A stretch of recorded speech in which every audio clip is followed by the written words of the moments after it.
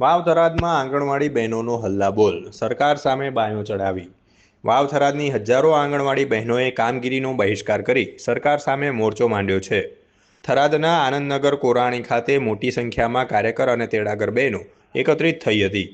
બહેનોનો આક્ષેપ છે કે હાઈકોર્ટ દ્વારા પગાર વધારાનો આદેશ આપવામાં આવ્યો હોવા છતાં રાજ્ય સરકાર હજુ સુધી તે ચૂકવતી નથી। માત્ર 10,000 રૂપિયાના નજીવા માનદ વેતનમાં 8 કલાક કામ અને ઉપરથી ઓનલાઈન કામગીરીનો વધારાનો બોજ। આટલું ઓછું હોય તેમ ઓનલાઈન એન્ટ્રી માટે હજુ સુધી મોબાઈલ પણ આપવામાં આવ્યા નથી, જેના કારણે બહેનોમાં ભારે રોષ છે। આંગણવાડી બહેનોએ સ્પષ્ટ ચીમકી આપી છે કે જો અમારી માંગણીઓ સંતોષવામાં નહીં આવે તો આગામી સમયમાં તમામ કેન્દ્રો અનિશ્ચિત મુદ્દત માટે બંધ રાખવામાં આવશે। હવે જોવાનું એ રહેશે કે સરકાર આ માતૃશક્તિની વાત ક્યારે સાંભળે છે।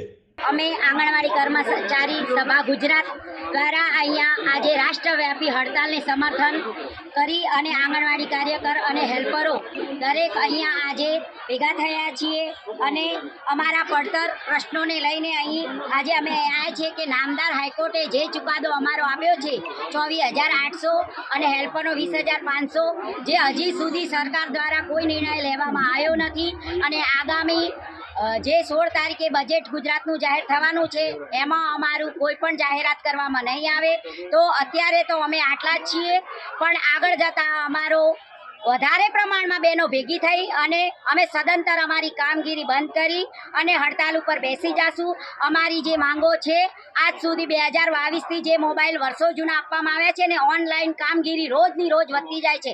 FRS AVT નવું આયા જ કરે છે, તો આ બધું અમે અમારા ઘરના ફોનમાં કેટલું કામ કરીએ અને એ કામ કરવામાં જે સરકારનો આદેશ છે કે પોષણ અને પૂર્વ પ્રાથમિક શિક્ષણ એ બાળકને અમે આપી જ નથી શકતા બિલકુલ, જે એના ઉપર અમે ધ્યાન જ નથી આપી શકતા। 24 કલાક બસ મોબાઈલમાં FRS ફોટો લો, આનો ફોટો લો બસ આ જ કરી રહ્યા છીએ। અત્યારે હાલ અમે અમારા બાળકો પ્રત્યે અમે કોઈ કામ કરી શકતા નથી અને સરકારશ્રીને વિનંતી છે કે હવે આ બહેનોને તમે કેટલું હેરાન કરશો માટે કરી અને આ બધું વધારાની કામગીરી જે છે હાઈકોર્ટનો ચુકાદો છે કે આંગણવાડી કાર્યકરો જોડે કોઈ પણ વધારાની કામગીરી કરાવવાની છે જ નહીં, છતાં પણ કાયમ રોજ નવી વધારાની કામગીરીઓ આવી રહી છે અને સરકાર કરાવી રહી છે। એટલે માટે આ બધી કામગીરીઓ બંધ કરો અને અત્યારે મોંઘવારી આસમાને પહોંચી છે।